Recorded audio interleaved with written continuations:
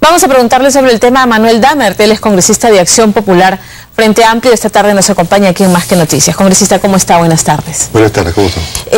Su balance sobre el aspecto económico, los anuncios hechos por el presidente Ollantumala. Bueno, fundamentalmente ha consistido en lo siguiente. Suspendieron la inversión, esperaron los precios de los minerales bajaron. Al bajar los precios de los minerales, lo que han hecho es la plata que habían guardado y que no habían invertido, la han puesto en una inversión rápida. Eso se acaba, eso no acelera la economía, no cambia la economía. Y están esperando que 3 proyectos mineros, en particular Toromocho, funcionen casi automáticamente el próximo año. Entonces, cuando digan, creció la economía, va a ser por esos proyectos mineros. Pero el desafío es otro. El desafío es que ya tenemos ahora 2 polos que pueden rearticular mucho de la dinámica económica. Y que el gobierno no está haciendo nada al respecto. Uno es el gas de camisea. El gas de camisea significa tener la posibilidad de una materia prima para desarrollar la industria petroquímica, que industrializaría todo el sur del Perú. Tendríamos plásticos, tendríamos elementos para la construcción, tendríamos fertilizantes para la agricultura, y encadenado productivamente todo eso camina. Pero ¿qué ocurre? Que el diseño que hay para camisea es llevar el gas, exportar el gas, o exportar los líquidos asociados al gas, pero no hacer la petroquímica. Hay una ley que obliga a que el aporte obligatorio de los peruanos para el gasoducto se transforme en acciones de Petroperú para la petroquímica. Y el gobierno no está sacando adelante la petroquímica, que permitiría justamente esa diversificación productiva que la quieren lanzar para 7 años. Exacto. Esa diversificación productiva es para empezarla ahora, con el gasoducto, con el gas y con la petroquímica del sur. La diversificación, el anuncio de diversificación productiva no ha sido suficiente, o sea, lo que resta, claro, eso es una herencia para los gobiernos por venir, pero no es un buen anuncio, eso no va a ayudar a reactivar la economía. Parece una distracción, porque es para aquí a 7 años, luego que se hagan no sé cuántos millones de dólares en hacer estudios. ¿Por qué no se plantea ahora la obligación, qué es lo que está planteado, de que ya viene el gasoducto ya está concesionado, el gasoducto llega, ¿y qué se hace con el gas? ¿Se va a quemar para producir energía eléctrica y se va a llevar a Chile? ¿O el gas justamente tiene su componente, líquidos asociados, que es petróleo? Pero no basta exportar el petróleo o los líquidos asociados, hay que sacar la materia prima que es el etano. Con el etano se convierte eso en plástico, se convierte eso en fertilizantes, el etano, el metano. Entonces eso nos permitiría tener plantas industriales en todo el sur del Perú, inclusive en el resto del país. Esa es la política que ahora Petroperú debería encabezar, convocando a los socios y sacando adelante ya desde este año. ¿Hay socios interesados para ello? Ya había un acuerdo entre Braskem y Petroperú para hacerlo. Más aún, si se va a hacer el gasoducto y al mismo tiempo el poliducto, no tiene sentido no hacer lo fundamental, que es sacar el etano y llevarlo a hacer la petroquímica. ¿Qué es lo que paralizó entonces ese acuerdo si ya estaba, digamos, casi concretado? El interés de algunos de que el Perú no tenga petroquímica, simplemente que vivan de llevarse el gas afuera, que le da utilidades rápidas, pero que debilita la base productiva diversificada del país. Ese es el futuro del Perú. El futuro del Perú está industrializarse con sus recursos, y en este caso, el gran recurso que tenemos en el corto plazo es el etano y el metano del gas de camisea, y la posibilidad, mientras se hace el gasoducto y el poliducto, al mismo tiempo convocar y hacer la petroquímica, que significaría sacar todo el sur del Perú adelante, y no solamente el sur, el conjunto del país. Ha anunciado el presidente la redistribución del canon minero. Eso yo me imagino que va a generar polémica en las regiones que más reciben, ¿no es cierto? Porque a pesar de que no hay capacidad de ejecución de gasto, igual van a decir, ¿por qué me lo van a quitar? Si le corresponde, si lo sacan de mi región, ¿por qué tengo que compartir? Sí, pero antes permíteme una otra cosa, el punto anterior. El 20 va a ir el gabinete al Congreso. Nosotros estamos convocando, yo en mi despacho tengo una reunión con los trabajadores petroleros de Petroperú, para el día 15, viernes, una reunión para discutir justamente cómo el gabinete tiene que comprometerse a sacar ahora la petroquímica. No en un plan de distracción de aquí a 7 años, sino ahora tiene que convocarse obligatoriamente, porque los peruanos todos vamos a poner plata para el gasoducto. Vamos a pagar las tarifas de electricidad. Bueno, eso se convierte en la base para sacar la petroquímica. El otro punto, el canon. El tema del canon. El canon es un tema que tiene que ser también afrontado, porque el canon es un recurso que queda en las regiones, pero tiene que ser adecuadamente reestructurado dentro de cada región. No hay que confrontar una región con otra. No, claro. Además entiendo que no sería para darle a regiones que no tienen canon, sino dentro de la misma región. Dentro de la misma región y en función de esta diversificación productiva. O sea, una reestructuración del canon en el sur, por ejemplo, ¿qué significaría? apuntalar las industrias que están vinculadas a la petroquímica. O sea, todo lo que tiene que ver con insumos, que va a significar, por ejemplo, una planta para hacer en Juliaca, hay herramientas en base a los recursos del hierro y del gas. Es un buen anuncio. A mí lo que me preocupa es el tema de ejecución de gasto, que hay regiones que tienen ingentes cantidades de dinero acá, pero no tienen cómo gastarlo, porque no tienen técnicos que saquen adelante los proyectos fuera del tema engorroso de hacer que pasen todos el proceso de aprobarlos hasta que se pueda ejecutar. O sea, es que terminan haciendo una discusión si con el canon hacen un edificio de 5 pisos o un estadio de 80.000 auditorios. El problema es otro, el problema es cómo hacer con ese canon una base productiva que permita que, por ejemplo, toda la agricultura surandina, que es una agricultura que pueda alimentar al mundo, que pueda alimentar a buena parte de América del Sur, no tiene plásticos para embolsar. Todas las partes de los valles interandinos que puede exportar muchísimo, no tienen elementos adecuados para poder elevar su productividad. Hay que elevar la productividad. El canon, si hubiera esos proyectos, el canon serviría justamente para ese proyecto. Hay que empatar una cosa con la otra, transformar el gas para poder tener petroquímica y poder hacer del canon un elemento de inversión para justamente elevar la productividad agropecuaria y comercial. Ahora, ¿cómo hacemos con gobiernos regionales cuestionados, 19 de 25 presidentes regionales tienen procesos abiertos? Hay 2 o 3 que están en la cárcel, uno está prófugo. O sea, ¿cómo hacemos para garantizar de que efectivamente se va a ejecutar adecuadamente, aun cuando se redistribuya?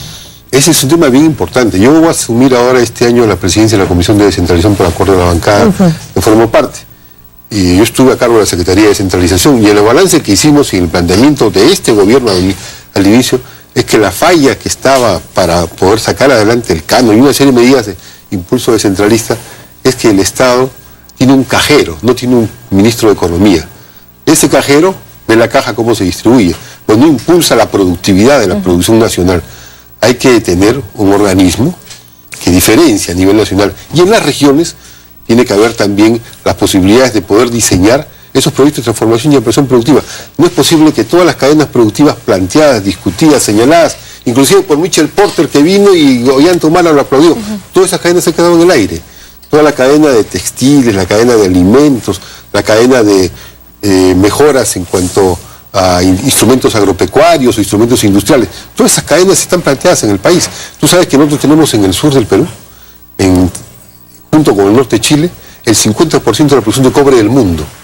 Y hay más de 60.000 millones de dólares de los productores de instrumentos para la minería que quieren deslocalizarse donde producen esos instrumentos mineros, quieren hacerlo donde está la producción de cobre. ¿Qué cosa ha hecho el Perú en esto? Nada. ¿Dónde está el apoyo a los emprendedores industriales que vienen y hacen esa producción? No hay. De ahí podría sacarse recursos del canon y poder orientarse justamente a esa base productiva. ¿De qué depende? ¿Qué es lo que tiene que pasar? A mí me preocupa mucho el tema del alto nivel de corrupción que hay a nivel de gobiernos locales y regionales, y a puertas de las elecciones, obviamente todo el mundo ve como un botín precisamente el manejo del presupuesto del canon.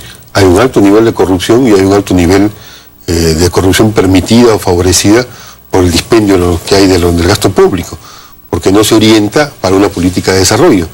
Entonces, cuando existen recursos que no se gastan, o no se saben gastar, o se guardan, o indirectamente se regalan, como es este regalo que se ha dado con la condonación de las deudas tributarias, por más de 20.000 millones de soles, es así, a unos cuantos se les regala ese dinero.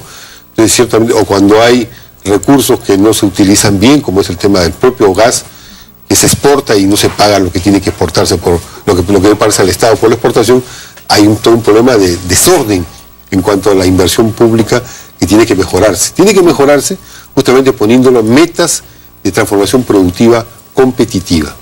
Eso es lo que no está haciendo el gobierno. Respecto a las reformas políticas que ha planteado el presidente Ollanta Humala en su mensaje, habla de la renunciabilidad del mandato congresal.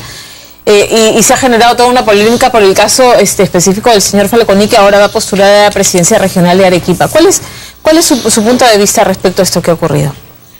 Yo creo que ese es la epidermis, el mandato congresal una vez que han sido elegidos los congresistas. Hay un problema de fondo, el sistema de partidos.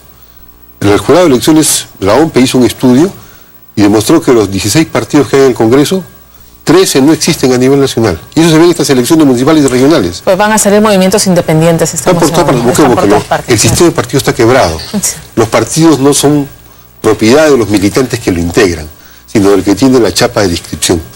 Entonces hay 14 personas que tienen una chapa de inscripción que hacen lo que quieren con sus partidos.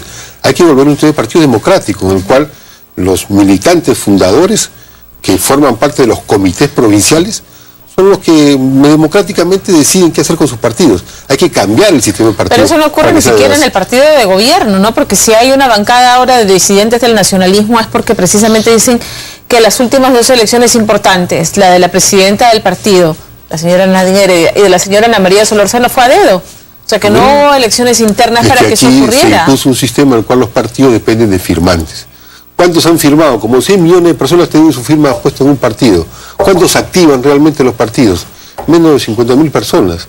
O sea, hay que cambiar, hay que ir a un sistema democrático donde los militantes de los partidos organizados sean en asambleas. El presidente ha apelado a eso, ¿no? A promover la democracia interna de los partidos políticos. ¿Qué tiene que ocurrir para que, o sea, eso se puede legislar respecto a organizaciones políticas independientes? Tiene que legislarse. Yo he presentado un proyecto de ley, por ejemplo. ¿Qué dice? El proyecto de ley lo que plantea es dar un nuevo curso, una inscripción al conjunto de partidos a partir de una cantidad de 5.000 militantes por niveles provinciales o por ámbitos determinados que se establezcan, que sean reunidos en asambleas, que sumen en su conjunto 35.000 y que eso garantice que el partido sea reconocido y pueda actuar políticamente. Entonces, eso le da vida a los partidos, empodera al ciudadano. Y legitimidad a nivel nacional, porque los partidos tienen que representar a nivel nacional a alguien, claramente. Y no una persona que tiene por ahí un llavero y dice yo tengo la llave para entrar. Claro. Entonces, me parece necesario de que se reformule el sistema de partidos, eso es clave. Y eso es decisivo para la vida democrática, si no van a aparecer candidatos como este de Barranca que tiene por ahí 1 tonelada de cocaína, ¿para qué? Para aportarse a su campaña. Bueno, es que eso es lo que preocupa a nivel regional, ya lo hemos visto en elecciones pasadas, donde los movimientos independientes, quién sabe financiados cómo, terminan llevando a los candidatos que les convienen, y esa es la preocupación, ¿no? La fiscalización, además del dinero con el que se financian estas campañas, que después pasan la factura, si es que vienen... Tanto los independientes como también algunos partidos, ¿no? Totalmente. Entonces, tiene que haber una modificación del sistema de partidos de base democrática, eso creo que es clave, y eso requiere también simultáneamente tener posibilidades de la representación en cuanto a las noticias, a la información. O sea, tiene que haber una apertura mayor al conjunto de actores políticos, y sobre eso hay una limitación más o menos conocida y restrictiva. Entonces debería ampliarse mucho más las posibilidades de la información al conjunto de actores de la vida política y social del país. Finalmente quisiera hablar también con usted porque ha presentado una serie de modificaciones a la ley universitaria que ya ha sido aprobada, ¿no? Respecto a la autonomía de este Consejo Directivo de la Superintendencia. Bueno, ayer se ha presentado un recurso de inconstitucionalidad respecto a esta norma, que ya está en vigencia. ¿Qué hacer frente a esta situación? Yo sí veo con preocupación el tema de que la superintendencia dependa del Ministerio de Educación, y a su vez el Ministerio de Educación es, o sea, quien manda, es designado por el Palacio de Gobierno, pues, ¿no? Si hay en la ley universitaria, yo respaldo la ley universitaria en su conjunto. Creo que el sistema universitario actualmente, tal como está estatuido, es una estafa a los estudiantes. Y es una estafa al país, porque tenemos una juventud que está en el mejor momento de poder incorporar conocimientos y elevar la producción nacional, la productividad nacional, y desarrollar el futuro para todos. De acuerdo, algo había que hacerse. Pero sí, de acuerdo. Los mecanismos que se han planteado tienen algunos errores. Uno, jubilar a los que tienen 70 años. Los docentes de 70 años son docentes que están en su momento adecuado. Claro. Tiene que jubilarse aquellos que ya no pueden seguir por razones físicas o mentales. Exacto. Pero no tiene sentido una jubilación así. Y luego el tema central es la superintendencia. Hay un organismo que es la superintendencia. Ese organismo, el superintendente es nombrado por el ministro. Y el único que tiene tiempo completo ahí es el superintendente. Los demás miembros del directorio van a una reunión, aplauden y se acaba. Entonces hemos planteado que tiene que haber los que estén convocados por concurso de las universidades públicas y privadas, tienen que estar dedicados a tiempo completo. Y ese organismo tiene que ser un organismo de administración. Y por lo tanto los elegidos por concurso, entre ellos eligen al presidente de ese organismo directivo. Entonces ahí sí tendría autonomía. Y el gobierno central tendría que darle los recursos para que tengan su administración. No va a ser que se reúnan solamente una vez a la semana, van, votan y se van. Entonces ese organismo sería un fantasma. Eso ciertamente hemos planteado que se cambie. Esa reforma se puede hacer. En la discusión de esta ley, yo presenté esa propuesta al congresista Mora, ¿y qué pasó? él aceptó, y luego el gobierno la cambió. ¿Por qué? Porque eso significa sí reconocer la autonomía efectiva del organismo que debe dirigirlo. Y ese cambio yo creo que es factible hacerlo, es necesario hacerlo, porque si no la reforma educativa se va a quedar entrampada. Bien, congresista, muchísimas gracias por estar esta tarde con nosotros. Gracias a usted.